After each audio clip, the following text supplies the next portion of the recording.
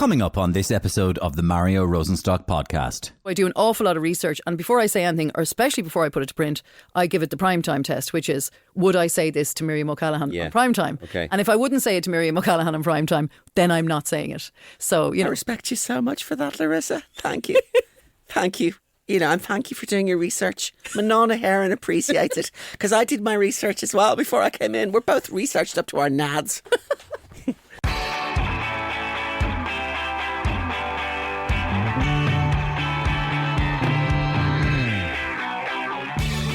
If you're a regular listener to this podcast, you'll know that I love sitting down in studio every so often with the journalist Larissa Nolan and thrashing out a hot topic of the moment. She always has a fresh, interesting and quite frankly often brave take on the things that capture the public imagination from time to time. So when the chatter about the rise of toxic masculinity reached a certain level recently, I knew who to call, because it really is a huge topic of conversation between people right now, fueled by things like the Trump, JD Vance, Dana White, Elon Musk bro-ligarchy. I suppose in the US, Conor McGregor's appearance in the Oval Office, the ongoing issue of Andrew Tate, the new Netflix show Adolescence, and so on, among many other things. So I wanted to sit down with Larissa and try and make sense of some of this and try to figure out why all of this is happening right now, whether it's something we should all be worried about, or if it's just another swing of the pendulum, as they say, that will eventually even itself out at some stage. And what even is toxic masculinity anyway?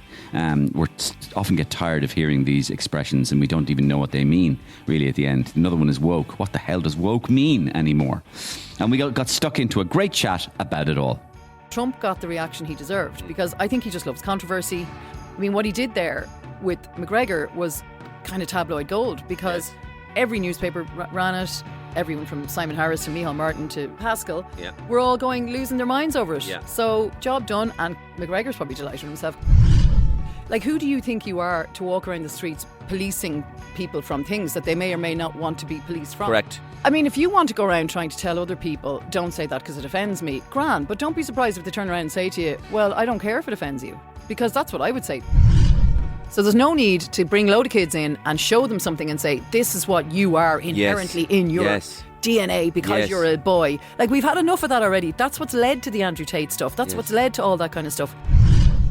Like, for example, when they went to America, even the most evangelical conservatives over there didn't have time for them. Nobody was inviting them to parties or anything. They were crashing parties. They're turning on absolutely everybody. Nobody is good enough. I mean, I even think if Enoch was let back into the school, he'd probably find some reason to say, no, I don't want to go back into the school. My full chat with Larissa Nolan is coming up very shortly. But speaking of Trump, what a week he has had. Tuesday was Liberation Day, folks. And when it came to doling out economically punishing tariffs that most likely will shoot himself in the face, the Donald was taking no prisoners. But true to form, he was happy to apply tariff exemptions in the cases where it suited him. And even me, actually, personally.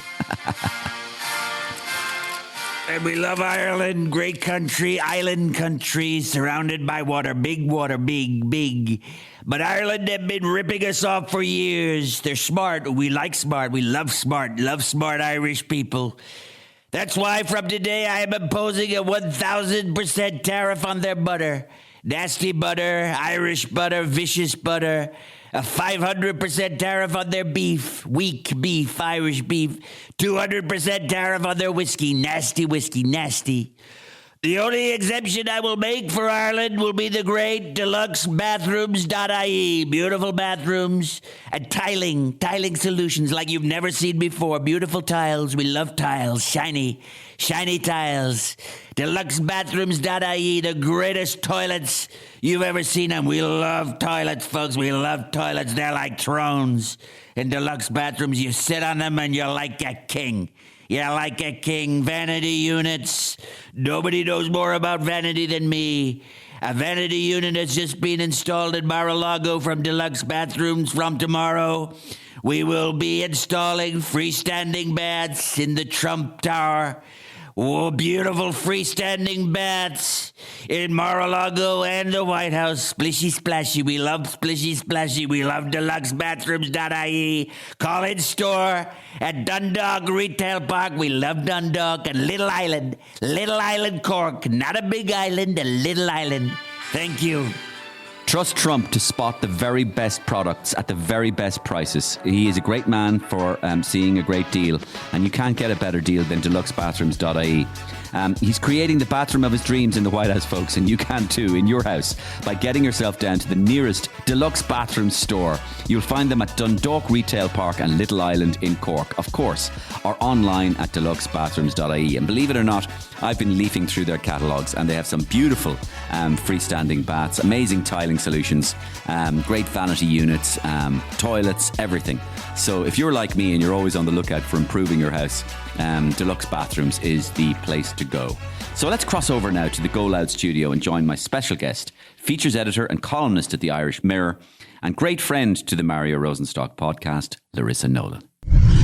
Okay, Larissa, so every so often we have a bright idea to get you in because we want to talk about something of the moment. Right. But we want to put it through the prism of your brain and see how it comes out. Sort of like making your own spaghetti at home. See how it works, okay?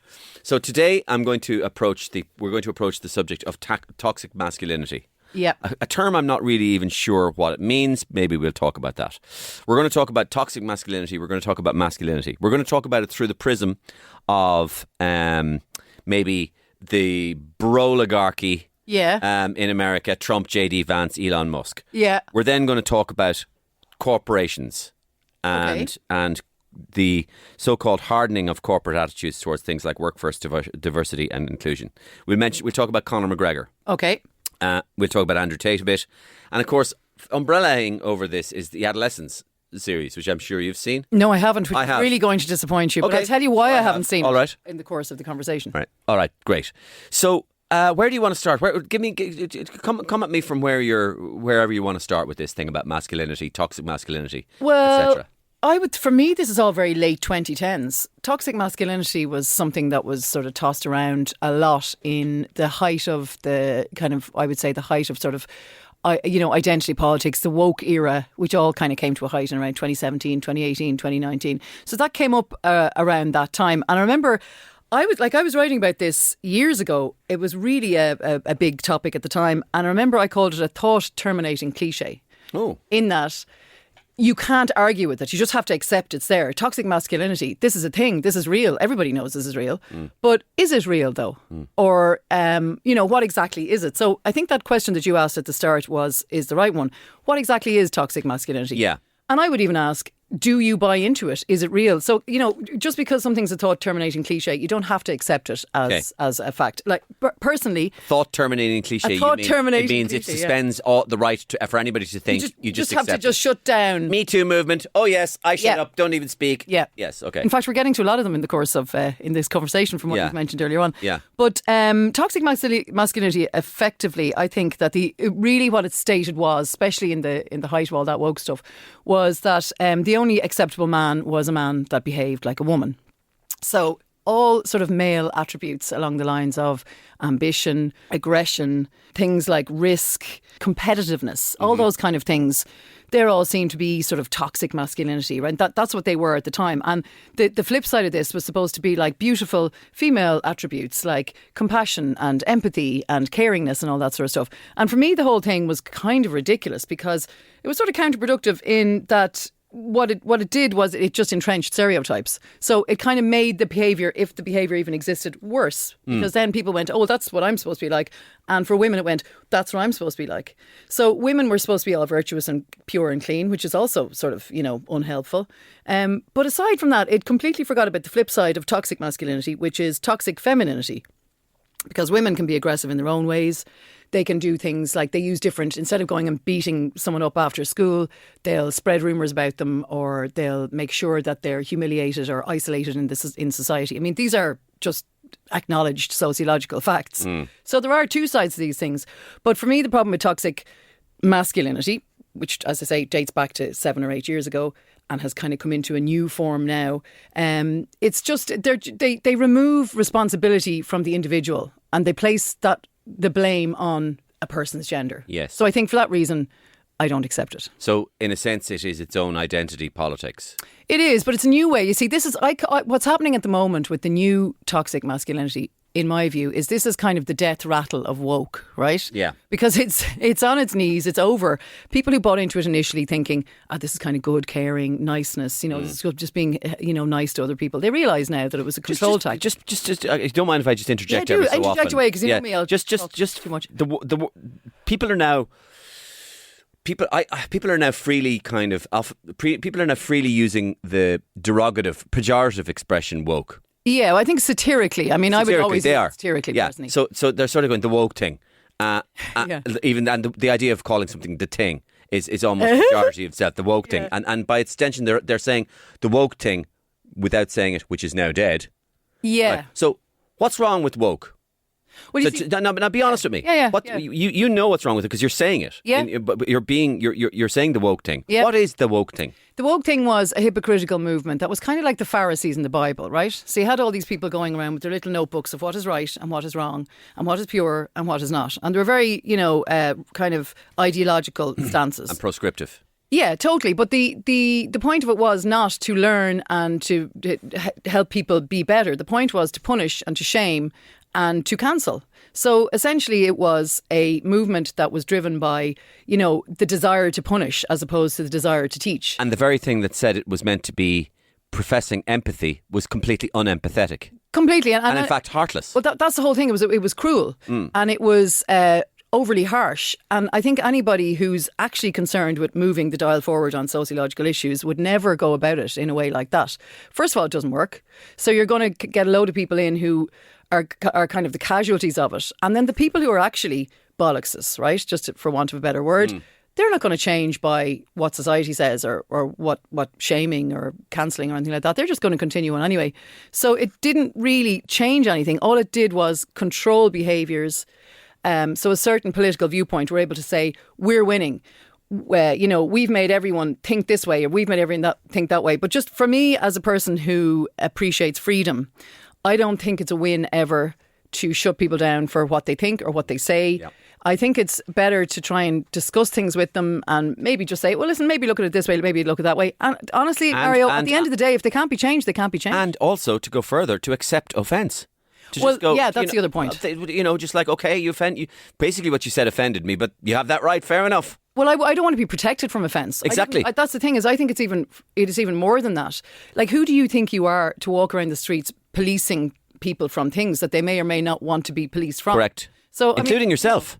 Well, yeah, exactly. Who are you to police yourself from being offended? Well, I mean, if you want to go around trying to tell other people, don't say that because it offends me, grand. But don't be surprised if they turn around and say to you, well, I don't care if it offends you. Because that's what I would say to somebody. Or don't say that. Don't say what you just said to me because that's offending me. That you just said you offended me. Yeah, and it does go into those convoluted things. But if you look at even that conversation, that's trying to control what somebody else is saying to you. Correct. So it's all a control. Accepted. I think we know. I think that's accepted. I just wanted to hear you say it. Yeah, no, it's a control. It was a control tactic. What should woke have been? What could woke have been? What did it try to be? What was the initial goodness of woke? Okay, so I'll tell you. Surely the idea of woke was to... First of all, it came from the verb wake. To be awake to to be awake to the discriminatory behaviour of people in the past. To be awake to the idea of, let's say, disgraceful episodes that were heaped upon, let's say, minorities. Let's say like the black community in America. To be awake to those things, right? And then maybe on a kind of societal level, then, to be sensitive to people and to be kinder. That's what I think it's supposed to be. Yeah, in an ideal world. But like, where did this all come out of? Because first of all, we were doing better on all those identity groups than we ever were before. So, for example, the women's movement is the most successful civil rights movement in history. Right. It is unprecedented in its success if you look at where women came from and where they are now. Yeah. But what I'd ask really as well is where did this come from? Did we all suddenly wake up, or did a group of people, sorry, not me, because I always thought it was hypocritical and horrible, but did a group of people wake up one day and suddenly go, let's all be nice to each other because you know what? All these identity groups aren't really doing that well. No, they didn't. There was something that sparked it. And in my view, what sparked it was a mixture of two things, which I'll try and condense really quickly. One, the Trump election sent a lot of people people absolutely mad. You had women going around wearing you remember the pussy hats and all this kind of absolute insanity, right? So suddenly women were minorities, and suddenly women were being treated like they had a disability, and suddenly women were constantly oppressed by men. This was all, I think, a mass hysterical reaction to Trump. But what happened on top of that then is, right, you have the three pillars of propaganda that are big business, politics and media. And all these divide and conquer, everyone's a victim, all that narrative, because that was part of woke as well, the victimhood thing. Make everyone a victim, because we can all claim victimhood in some stance. Why though? I could say why were people claiming victimhood? Well, if you first of all, it can allow you to put an obstacle in front of you for why things aren't going your way. It can make you feel comfortable. It can make you feel victimhood. Another factor was we went into a period called the age of victimhood, where previously we'd been, I think, the age of honour and the age of dignity, and then we moved into the age of victimhood in 2014. This was again sociologically established that being victim was rewarded by society. Identifying as the status of victim. Previously, do you remember when we were teenagers or 20s, you'd never say there was anything wrong with you, not at all, to a kind of almost a ridiculous degree, because you never wanted to be seen as a victim. And because we know psychologically, even if something awful happens to you, identifying as a victim is bad for your progress personally in any walk of life. Even if something terrible happens to you, one of the things psychologists try to do is get you out of victim mode. But victimhood, we went into this age of victimhood where victimhood was rewarded. And what happened was then that the likes of politicians, big business and what was the other one I was saying? Media. They all jump on this because it suits them all if you think about it. Politicians can say, oh, you're all victims and your identity is being oppressed and therefore we will come to your rescue. And big business can buy into it and say, at the time it was all the social media was buying into all this, they can profit on the back of that. If everyone wants to come forward and tell their stories, I know from being in the media for 25 years, that's my favourite thing in the world. One of the things that we used to have a problem with was trying to get people to tell us their story.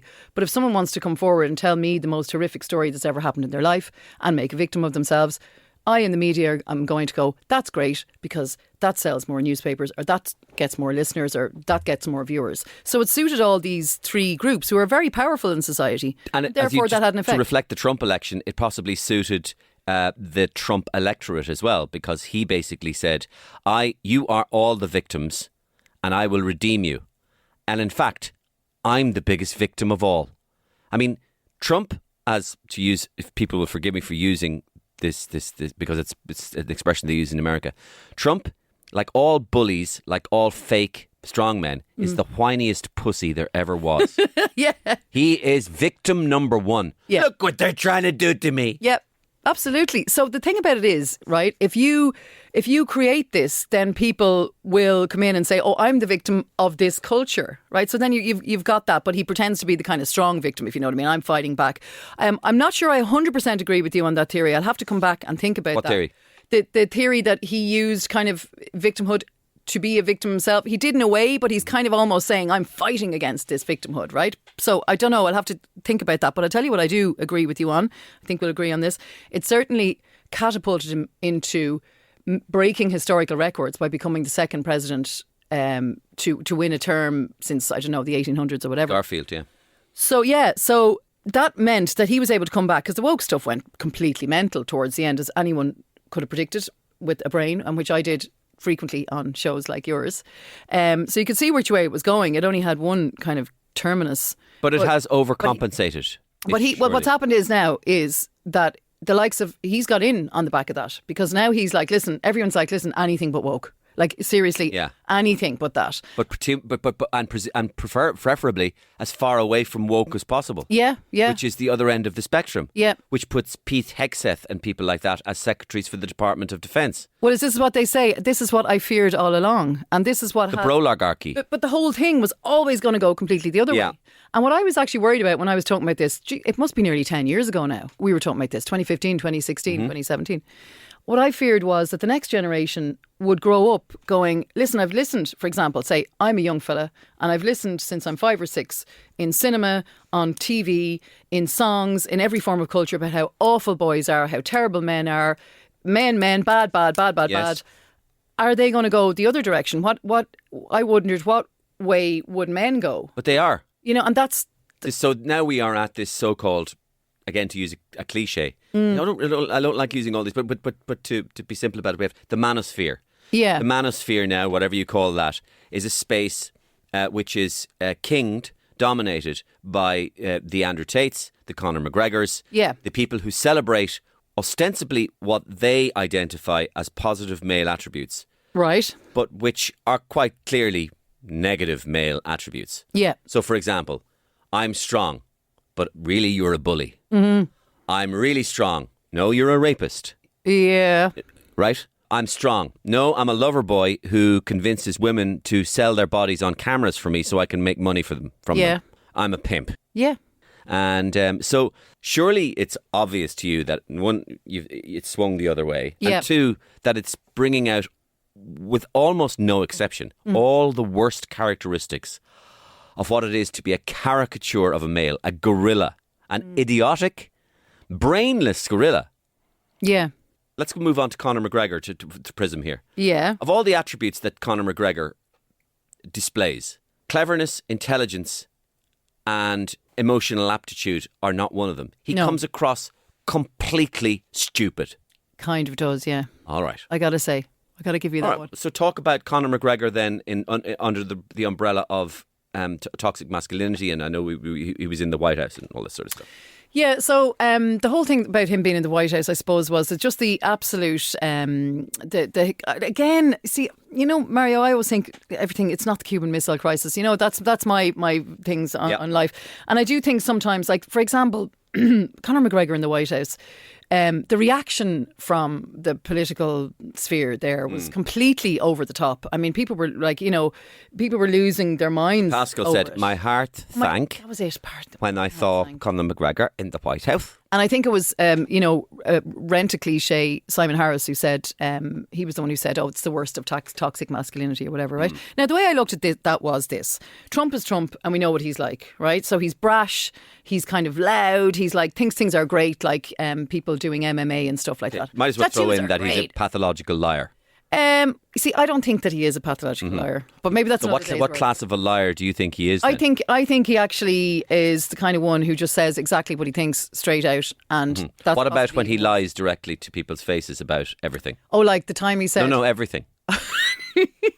Well, I don't think he does, Mario. I think there's a lot of him that's just really blunt. So my son just sent to me today the latest lie. Right, I won the election. The election was rigged. But I mean, you know, the election was kind of rigged, though.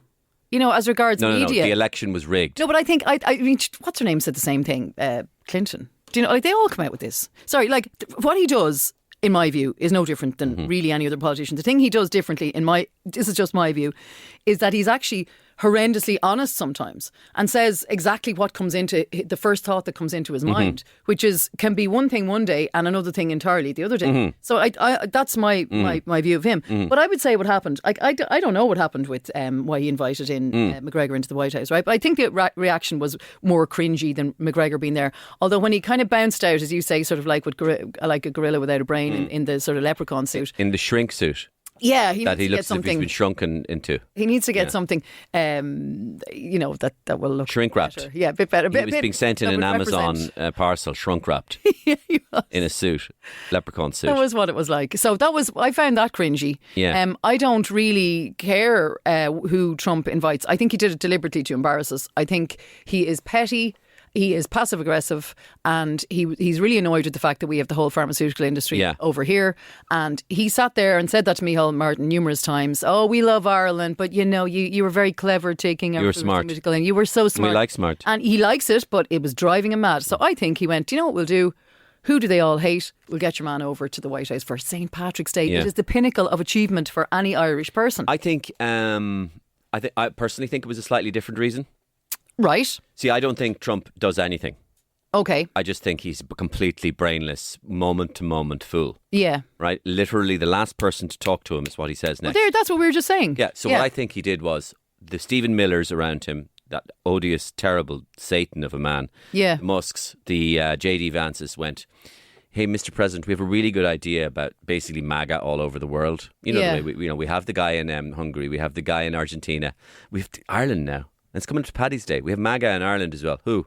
The guy that you said with the tattoos. Oh, what's his face that I can't remember his name? Yes, Conor McGregor. The tattoo guy. He's MAGA. Oh, great. Get him in. Get him in. Yeah. I'll talk to him. He's UFC, isn't he? Yeah, I love Dana White. Yeah. It was all MAGA. It was the MAGA people spreading the word of MAGA worldwide. I know what you mean. So It wasn't we'll piss Ireland off.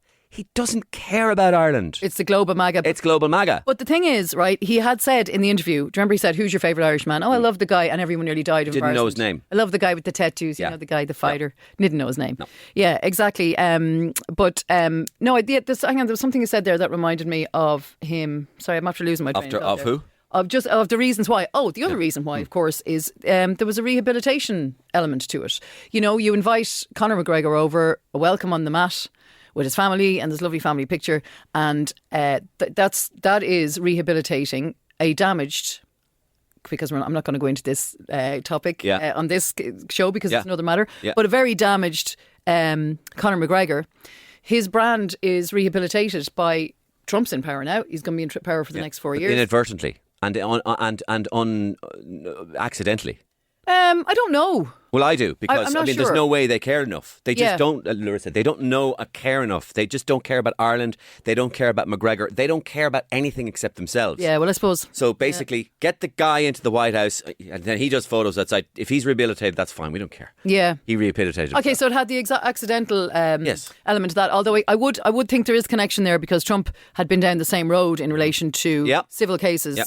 So True. for True. same case. True. So I think that there may have been a sort of we're all in this together. But the Americans, I mean, look, we just saw that WhatsApp group text where they're planning war moves and letting journalists in on it. I mean, apart from the fact that I wished I was that journalist who was let in on the group text by mistake. I mean, that does show you how slapdash they are, and that's the slapdash way in which they're operating. So I can see your point. There probably isn't a whole lot of thought going into all of these things, but I did think that we were feeding the whole thing by the hysteria that we reacted to McGregor in the White House. It just looked to me like people were really sickened, and you can love McGregor or hate McGregor, but Trump got the reaction he deserved because I think he just loves controversy. I mean, someone said to me, he's the greatest tabloid editor that there never was. I mean, what he did there with McGregor was kind of tabloid gold because every newspaper ran it. Very little attention in America, I noticed. But he got the reaction for about another week. There was everyone from Simon Harris to Micheál Martin to, we mentioned him earlier on, the finance minister, Pascal, were all losing their minds over it. Yeah. So, job done. And McGregor's probably delighted with himself because his whole brand here now is, what do you call that, bête noir or whatever. Yes. So, absolutely. that's just to test you on this one. I have a little bit of a problem with both sidesing things. Right, I've always had a problem with it. Yeah. To the extent that I used to get people onto the Sunday roast, like David Quinn, for example. I remember I had him on for an hour on the Sunday roast on his own. He's great. Right, great, and he's very articulate and say. But people were giving out to me for going, you didn't test him and there was nobody there to test him. I didn't want to test him. I wanted to listen completely without interruption. Yeah. So that he could actually, form his thoughts and get them across without being, he says, anyway, I'd like to talk about abortion. Right, I'll tell you about abortion. I know what you're going to say. All right, that's the end of that argument. Exactly. Right. So both sidesing this. Yeah. I don't like both sidesing McGregor because you just said there. I just like to. Did I go on? Well, Go I on, just like go you for to stand by your statement. Yeah. And your statement said you might like McGregor or you might not like McGregor. Yeah. Just tell me who do you think? What kind of a portion or a part of our society? Who are these people that like McGregor? It's very rare to meet someone who likes McGregor. I don't think I've ever met anyone who says, God, you know that fella, he's great, isn't he? Yeah. But I think maybe back when he was winning fights and sort of, doing all that kind of stuff, people liked him. Maybe they continue to like him. Yeah. Is there a point to be made for people saying that, a bit like the way people kind of grudgingly admired the Burkes? Yeah. Is there an element there? Actually, they're another group who are completely misunderstood by the Americans. Apparently, they think they're great, while everyone in Ireland thinks they're, even people on the I suppose side. but the reason for that is because they're being fed one side of the media narrative through X. Yeah, The but Americans, how you could get Americans only see Burkes. the Burkes, right? Yeah. Under the thing X, the family being absolutely emasculated in Irish society by the police. Yeah. The police are Yeah. calling to the Well- Burke's door. They're throwing them all in jail. They're all in balls and chains for refusing to say he or she, which is nothing. Which has No. nothing to do with the No, truth. no, it's not. It's furthest away from the truth as possible. So that's a lie. Yeah. Right. So and the microscope, or sorry, the prism that Conor McGregor is seeing is through X as well, and that is that Conor McGregor is going to run for the Irish presidency. You look. Listen, I'm not on X, so you've nailed it. There is the thing is, it's like they just see. This is him, he's gone for the president. But actually, no, he's not. No. There's not a hope in hell he's going to get Yeah. it. Oh, the Burkes are great. They're martyrs. They're basically Martin Luther King for modern age. No, they're not. They're really annoying, and they'll turn on anyone who's. Do you know nice. did the Burkes in my show? Did I tell you about this? What do you mean? In my live show? You did them? Like, Yeah. So I didn't do Enoch. Right. Because Okay. I think Enoch is the least interesting of the Burkes. Yeah, you just It's stand the there. family that I think are interesting. Yeah. So I came on stage as Miriam, right? Yeah. And I did Miriam talking about 25 years of Irish politics. And when I went off stage, she said, in her ear, she said, "What protest?" And on the screen, all the Burkes came on the screen. Me as Mammy Burke and the big Burke. Ammy. Right? Amny Doing Burke, the yeah. one with the- yeah. Ammy Burke, right? Yeah. And she's there. She's pointing at the screen and the audience. She said, "Evil! That's not a that's not a woman! That's not a woman! That's a man! That's a man dressed as a woman!" In other words, they identified Miriam isn't a woman. It's Exactly. me, Yeah. Right? And the audience loved it. Love it. I love it. And I didn't mention anything to do with the Burkes. So, Okay, you just in other words, left it they there. knew who they were That's how immediately, recognisable and they Mammy are. and everything, right? So yeah, so just to address your point about the Burkes a bit, I think the Burkes are in a slightly separate box, and the box that they represent is they're fucking lunatics, but at least they believe in their fucking lunacy, and Some would say, yeah. Well, Yeah. Weirdly, I know. I'm guessing. No, go for it. I have no time for the Burkes at all. No. Which But I'm which saying people I are don't surprised have time for the Burkes at all. Yeah. But I would grant them. Yeah. Just because you don't have time for somebody doesn't mean you can't grant them something. Yep. I would grant them that they're evangelically committed to their position. I would say that there's a fine line between being evangelical and being sort of in a cult Yes. and being radicalised. Right. And I think that, for example, people do all kinds of things when you're reaching that level of, I suppose radicalised is the only way of describing it. For example, and this is probably a terrible comparison, but I'm going to make it anyway. Years ago in the 80s when there were the hunger strikers, and in my house there was a big argument over the hunger strikers in the 1980s, the IRA hunger strikers, and my father was saying they're brilliant, they're martyrs, and look at the cause, and they've completely dedicated that they've done it. And my mother was saying this is a terrible thing, these people have lost their minds in the pursuit of ideology and their poor families are suffering and it's an awful thing. So where's the line there? So I think that the Burkes are like, for example, when they went to America, even the most evangelical conservatives over there didn't have time for them. Nobody was inviting them to parties or anything. They were crashing parties. They're turning on absolutely everybody. Nobody is good enough. I mean, I even think if Enoch was let back into the school, he'd probably find some reason to say no. I don't want to go back into the school. So I think that they've gone beyond dedication to a cause, Right. and they've moved into another category. That's Fair enough. how I see it. Fair enough. Okay. And I accept that. And the way I told it though there was that there's the Burkes and there's the McGregor. Yep. And they are separate because for me, McGregor has absolutely no interest in any cause that he's talking about at all. Yeah. In my world, in my opinion, he is an out and out racist. That's my opinion. Okay. And I think he is an out and out bully. Put it like this, I think he's a vastly different human being than he was 10 years ago. Yeah. For reasons that we can only imagine. That's true. He is a vastly different human being than he Because used to that be. person you saw 10 years ago in interviews was kind of always sort of almost like kind of Muhammad Ali-esque. That kind of dedicated to your profession worker. Yeah. He just went, I just want to get into the gym and I just want to work hard. And do you party? No, I don't party. I never party. I wouldn't let the devil's bitter pass my lips because now I am working and I'm dedicated to my craft. And Sun Tzu, the art of the art of war, and they're jumping around the place and you're doing this. And Rastafari. you are correct. You are committed in that kind of Dublin way where you're Yeah. pronouncing your T's very well. Yeah. That kind of thing. Articulated. Articulating yourself like an early trade unionist in ITGWU 1974 before you grew the beard. That kind of thing. And you're very noble.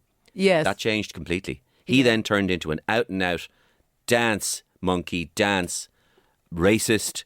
Floyd Mayweather, the trashing of the bus, the attempts to grab the dehumanization of women, And he beat up a fella in his own bar as well. He beat up a fella in his own bar, and a much older man who didn't even see it coming.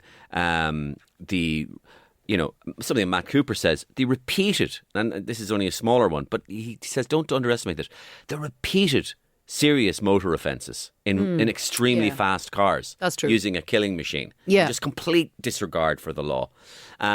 And the civil cases involving sexual assault, which aren't so, they're numerous. And so he and Andrew Tate represent this so-called masculinity that we're looking at. So you think he's the poster boy for toxic masculinity? Yeah, I do. I see where you're coming from. It's funny because my son was saying to me the other day, someone mentioned Andrew Tate, and he went, sorry, when was he last relevant? So like that just goes to show you that he's come out, Tate has been kind of brought out of relative teenage obscurity back into the limelight again. You said something. I think it's McGregor who's more up there now. Well, you said something, maybe in America, but you said something in the note that you wrote there, and it was McGregor does have a point, you said, about immigration. Now, to me, that's like saying if Harvey Weinstein said Ireland has a housing issue. Yeah. I'd be going, yeah, and you're a fucking rapist. Yeah. Do you understand what I'm saying? So what I'm saying is, I don't get. I just don't understand. I'm glad you're having this out with me. I don't understand. Good men are having this out with me. I'm having fights with every good man in my life. You are? Yeah. There are a lot of men around me who are the nicest men in the world that I know, and who aren't woke, and who aren't full of all of that nonsense. Yeah, I'm not having a go at you. I'm just literally getting my point across. I want you to. I know, Mario, I know that. But what I mean is that, like, a lot of them around me are kind of going, well, what do you mean you're saying that? And normally they just kind of let me say whatever I want, but I'm being picked up on this a fair bit by very specific types of the nicest men I know. So I think what I'm trying to say really is that you have to, like, what he's doing there is he's there's a lot of people who are sitting there going, well, he's kind of not wrong on those points. Now, as I said in that column, I think you're talking about, I said, like, even a stop clock is right twice a day. Correct. Or even, what's the other phrase? A monkey will, at a typewriter, will eventually type Hamlet. Shakespeare, yeah. right? So, there is that. But also it seemed to me a lot like that he was fed these talking points. The way he was presenting them seemed to be very much... Or may not even be writing them. I felt fed them or coached them or something like that. But remember when the spelling is correct, I don't think he's writing them. Well, I don't look at Twitter, thank God. So I don't see any of that. But I saw him in the White House. And what he was saying about the, I think he explained the immigration scam or something like that, he called it. Now, what he's talking about there is all the hotels making millions and all the rest, right? And what I've had to explain this to other people is the reason a lot of people, just what you have to remember is there's a lot of people at home going, well, no one else is saying it, and don't let him have the floor. You see, if nobody will state... Yeah.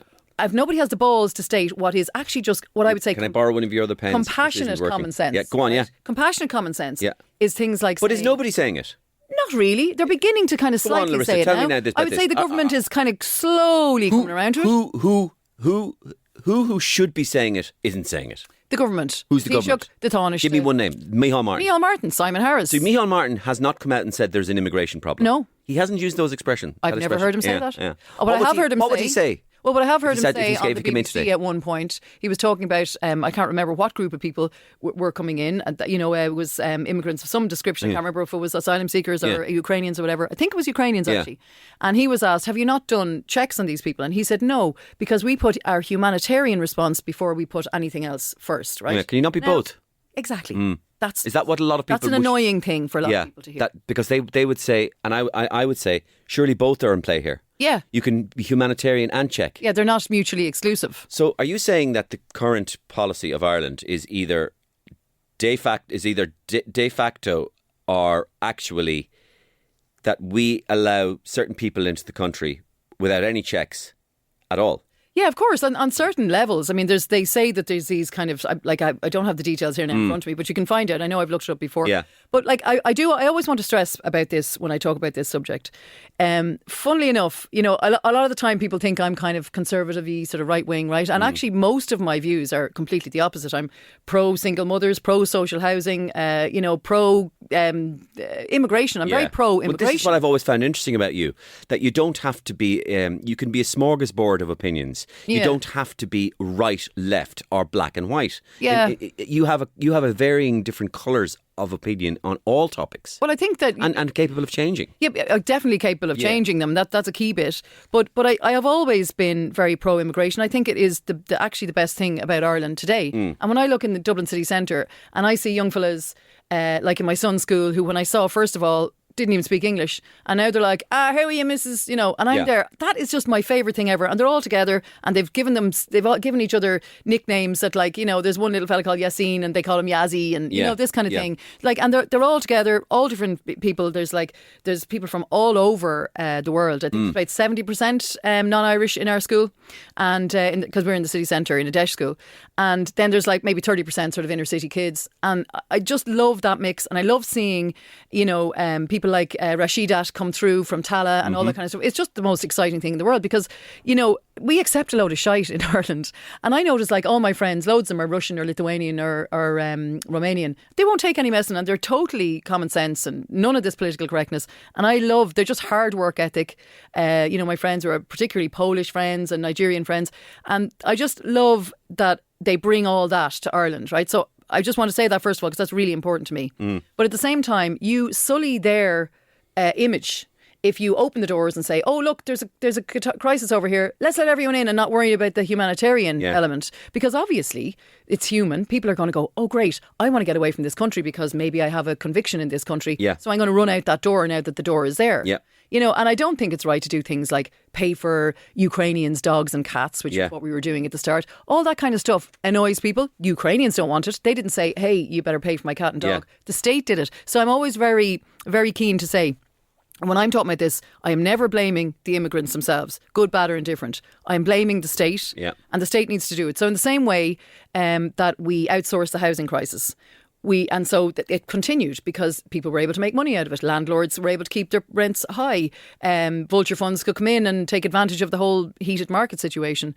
So what we've done with the housing crisis by outsourcing it is we perpetuated the problem and made it profitable for certain groups, therefore by more perpetuating the problem. And we're doing the same thing with the immigration because we're saying, oh, such and such has a hotel down there and he's delighted to get 200 million and another fella got 60 million last year from filling their hotels the whole time. So this outsourcing of problems, serious problems that we have by the government is something that needs to be properly tackled and properly addressed. And the other point, and I hate to give this to McGregor because honestly someone could have looked these up on ChatGPT, but the other point was not consulting with communities, and there's plenty of communities, and of course then we saw Garen Noon saying that he was right in that regard, and you're not allowed to ever say McGregor's right in anything. So I suppose you have that two sides. You have to be careful with this because then you have the two sides. You have the people saying, oh, you must not say that he's even right because then we'll shut you down. Yes. Like something out of communist Correct. era. And then you have other people going, but what exactly did he say? And whether we think he's awful, was he right? Yeah. Or was he not wrong even? Yes. Or were there elements of truth in what he said? Yes. So I think that's probably all I was trying to say. I'm not McGregor's Exactly. fan. I think possibly even a better point, or sorry, just continuing on from you, is that somebody else should step into that vacuum.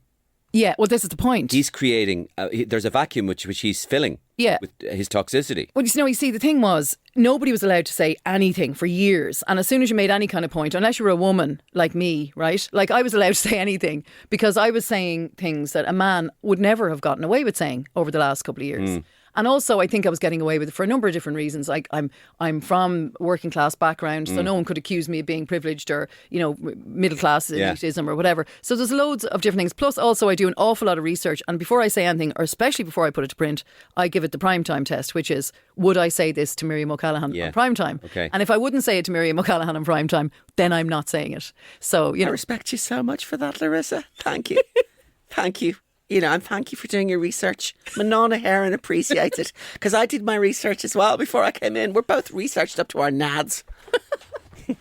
Brilliant. Okay, so you mentioned schools there as well, right? Did. And everybody's school. So adolescence is another talking point about toxic masculinity. Yeah. I'll get out my Tuppence Halfpenny's worth. Go for it. So I saw all 4 episodes. Right. And wow, I wasn't impressed. Oh. So maybe I'll have to watch it again. I'll tell you why I wasn't impressed. Yeah. Because there was 2 things for me. Just look, I am experienced at watching things. I'm a performer myself. I watch people very closely when they're performing. I listen to the writing very closely. and the script and all that. So one of the big things was, it was all done in one take.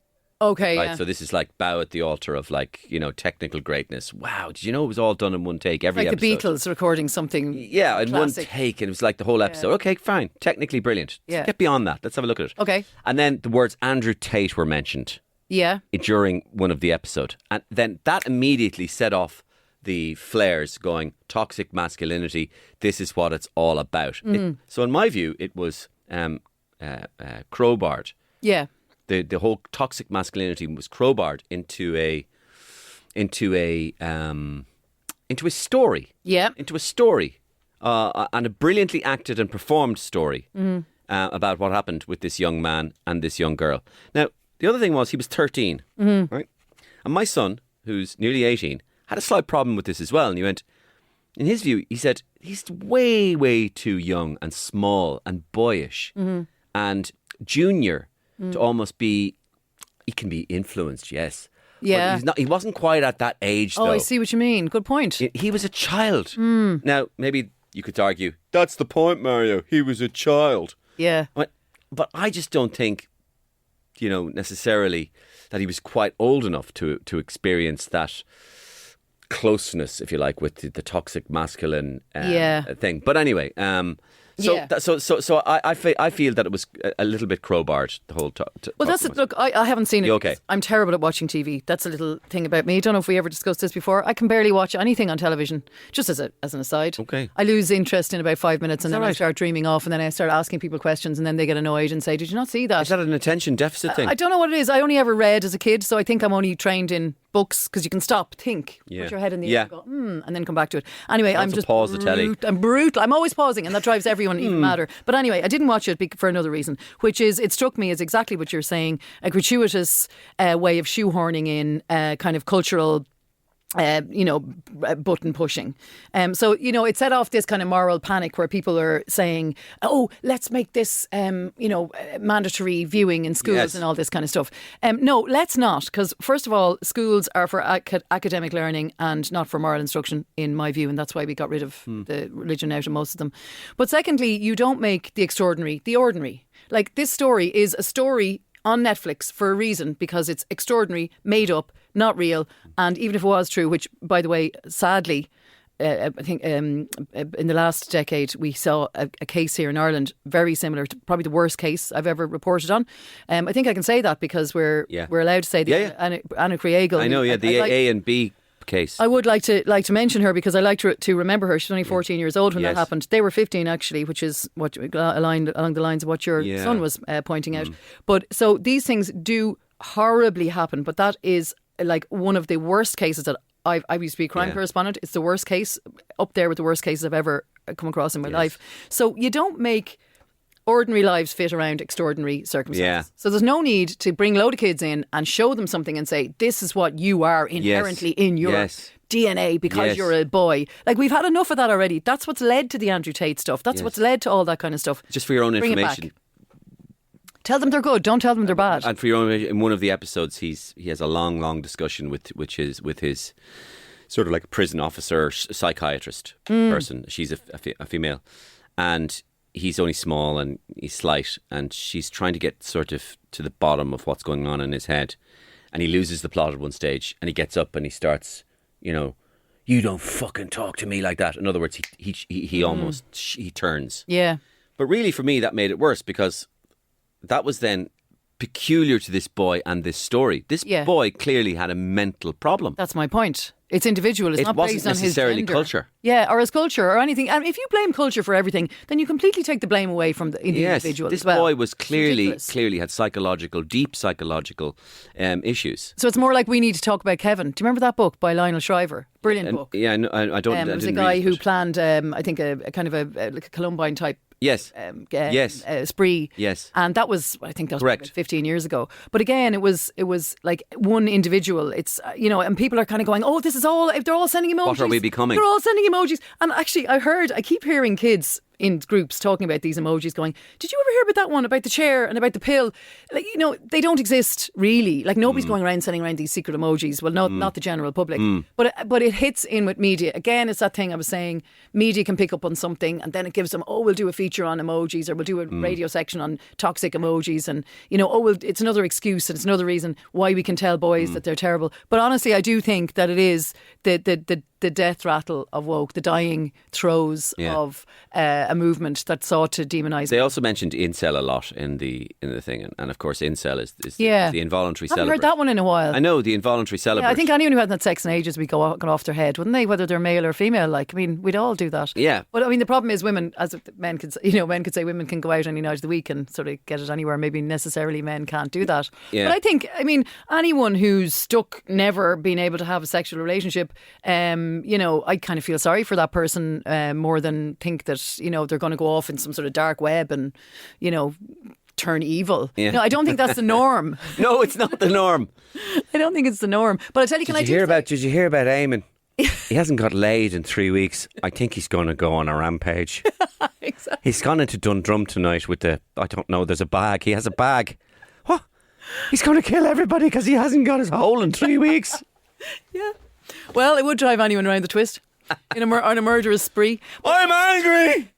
But that said, one thing I do want to say that I have noticed, because I live in the city centre, and I have noticed a hardening and a toughening aggression of young men going around in groups on an antisocial behaviour level. Yep. That they don't seem to have any regard as to who you are. As in, I don't think they're going I'm not saying they're going after women in particular. They just don't care. They want to intimidate, and they want to be aggressive. And where's that coming from? I'm wondering. I'm thinking. I'm actually working on it at the moment, trying to find out where it's coming from. It seemed to have started in the pandemic with the lockdowns. And I would love to know what is behind it. Is it actually toxic masculinity? Is that an expression of I'm a tough macho male, get out of me way kind of thing, right? And it's happening in Limerick and Cork and other cities as well. I'm not saying it's just... I have a small theory for you. Yeah, go. On social media, for a long time now, 7, 8, 10 years, there has been a deluge of videos on social media which fetishizes and consistently platforms and shows just fights between boys in the streets. Right? So the thing will start like, he fucked around and found out. All right. So you're just watching something for a minute and a guy goes, it's a real thing, CCTV camera, a guy obviously pushes somebody and then he just gets his head knocked off by somebody. Yeah. So the idea of physical violence, man to man, arm to arm, hand to hand combat is really now, the proliferation of it on the web is huge. So, and I've said this to my son as well, I said, there's a lot of these guys going around who are going, they're almost acting out what they've seen on social media. I don't mean acting out sport video games. Which is a different matter and all that sort of stuff. Yeah. And violence on the TV. I don't buy it. Yeah. Quentin Tarantino's movies make people more violent. No, they don't. Yeah. And video games make people violent. In my opinion, they don't. But watching peer groups, people your own age, people just like you, in real fights, on real streets, that could be your streets, put you in that position that all you need is a couple of drinks and you're out with your mates at night and you're going, I'm going to fucking do that. Absolutely, you can relate to it. I'm going to do it. I'm going to open up on this guy. Yeah. And they have the boxing poses. Yeah. So all of these people, you see a fight now between any people. They're not fights anymore. They're immediately into the boxing pose. Who's the boxing pose? UFC, Conor McGregor, those guys. They're picturing themselves as warriors. Seriously. And but does that tap into some deep sort of biological base? Like, it's that, as no, I'm trying I don't to think. think so. I don't think it's in this case a product of toxic masculinity. I think it's a product of fetishizing violence. Yeah. And bullying. But is there a kind of a need in I don't know, like, I'm just asking because I don't know. Is there a need within sort of young lads who are sort of growing into themselves and all those hormones? Is there a need to them to kind of maybe go to the gym or go to the boxing club or to get that sort of aggression out? Yes, maybe? and our soccer. Yeah. Sporting endeavour. Yeah, anything like that. Boxing or hitting somebody. Yeah, it's warrior stuff. Yeah, it can be rugby, it can be competitive sport. Do you think, right, so like Me Too 1917, right? Right at the moment we're at the peak of the bro-ligarchy. Just total dummkopf walking around. Each are as bad as each other as far fellas bombing Yemen and then sending each other emojis going, whoa, fuck yeah, America. Fist flag. I mean, like Team America were doing this, This is it. 20 years ago on in the puppets. Yep. but you're quite a good, you're quite good at. First of all, you're quite good at saying, "I saw this happening years ago." But are you? I hate that I have to say that now. Yeah, but I do, because I was trying to warn people. You do. So what do you see now then? Cassandra. Is it going to swing back then? So what's going to happen now? These bro eggheads. We're not going to go back to Me Too. I see. But it's not going to go back to Me Too. I think both of them are different. Both same sides of the same coin, right? And that's the problem. You don't show love for men by either being obsessed over them, like a mad obsessive woman, or hating on them. The respect is somewhere in between, and vice versa. I would say you don't show love for women by either kind of fawning over naked women, or saying, oh, I hate that bitch, she ruined my life. So I just think that they're kind of the same thing. I hate that I'm right, because I could see this coming for ages, and I was going, my fear was always that if we kind of kick the sleeping dog, right, that it'll kind of rise up and then turn the other way. Mm-hmm. And I remember thinking to myself, because I know my own son at the time when this was happening was all about 5 or 6 or whatever, and I remember I was bringing him to these cinema shows, kids shows, and they were all about how terrible men were and how women were the kick-ass and men were awful, and they were either big aggressive psycho stalker bullies, or else they were just wimps and couldn't do anything. And I remember I used to bring him out angrily out of these shows, going what is becoming of us that we're demonising kids in cinemas, kids movies. Anyway, I kind of worried about the effects of it, and I was thinking, will they all grow up going, oh yeah, women, whatever, gone the other side? Because if you're demonised by one side, then you're segregating, and you're creating a battle of the sexes, which had ended years ago. But I feel like meeting young lads today, that just in general, talking to all of them, and girls as well, by the way, they're great. They've kind of seen through all that. They're the ones who've grown up with social media in their lives since the day they're around. And I think they've kind of see through all the nonsense and the hypocrisy, and they see through all, when I see them joking, they're joking about it. They're laughing about the kind of the attempts to sort of twist their brains, and they're being ironic. They're being ironic about it. And I find that the young fellas today that I meet, apart from the ones that go around in groups and try to knock people off bikes and rob stuff in the shop, that's all antisocial behaviour stuff. But in general, I think they seem to be good. And my theory for that is, right, I'm going to say, Mario, because I don't really know what age you are, but I'm just going to say we're around the same age, right? And so our kids are around the same age. But our parents, if I'm right, my parents grew up in the 60s, probably yours. So we come from this kind of cool generation. Our parents were hippies, right? We're from the 90s, so we were kind of hippies as well. And I think our kids are sort of cool, like 90s kids. But I think there was another generation ahead of us who were all sort of boring. I don't know if you know what I mean. Those people, there was the generation ahead of us were a bit boring. They're a bit staid. They're a bit, I don't know. And they had these boring millennials and that age group, and they're all very pious. So I feel like our gang are going to be fine. And I think that it will be seen in a while in a kind of they see everything as satirical. I mean, with the fact that my son said about Andrew Tate, Jesus, when was he last relevant? He just he's easily sucked in. Panto. Yes. Panto villains. So they're a bit wise to it. They seem to be wise to it. Like, who he likes is, there's a guy called John Mulaney. He loves him. And he loves another guy called Bo Burnham. And I don't know if you heard about those comedians, but they're amazing comedians. And they really, skewer. Go on. The whole thing. So I just think that, they seem to be more, they're interested. They're not all dividing up. They're not like, certainly the kids I know, they don't. Yeah, John Mulaney. I know John Mulaney. Yeah, he's brilliant. They don't, we went to see him. They don't divide up. They're all mixed in groups from international worlds all over the place. That's the world we're living in now. Yeah. And they wouldn't patronise, or they wouldn't infantilise other people from different parts of the world by pretending that they're oppressed. They wouldn't do that. They'd be embarrassed doing that. Yeah. They all just get on together, and I feel like that there is hope for the current generation anyway. Don't know what's going to happen after that. Too far ahead. But the ones that are teenagers now seem to be good. Good. Well, we'll end on a positive note. Yep. Fair play. Thanks. And sorry if I got a bit heated. No, it's great, because all the important men in your life are kicking back, are they? I'm very interested in that. It's a sign of a good man. Thanks. There we go. Done. My thanks to Larissa Nolan for coming in as usual and giving me her, hot take and interesting, fresh opinion on the matters of the day. Also my thanks to, of course, our great sponsor, deluxebathrooms.ie. Call in to Dundalk Retail Park or Little Island in Cork for the very best of tiling solutions, freestanding baths, vanity units, everything that a modern, beautiful bathroom could be looking for is contained. And thanks to all the lovely people, Martin and everybody in deluxebathrooms.ie for getting involved, not only in my podcast, but the whole podcasting world in general. I hope they're finding it useful to them and the word is getting around. You can contact me, of course, at mariorosenstock@gmail.com. I replied to nearly all of them and I do see all of them. I'm still on tour. My last date is Saturday night. My third last date is Saturday night, the 5th of April, in the INEC in Killarney. I'm then in Castlebar on Saturday, the 12th of April, and I am in TLT Drogheda on the 19th of April for my last gig of this leg of the tour. But you can come back and see me in October in the Gaiety Theatre if you want to. 3 nights, 16th, 17th and 18th. They are on sale now, but I think they will sell out quite quickly, so get on to Ticketmaster. See you for another episode of the Mario Rosenstock podcast, same time, same place next week. Take it handy.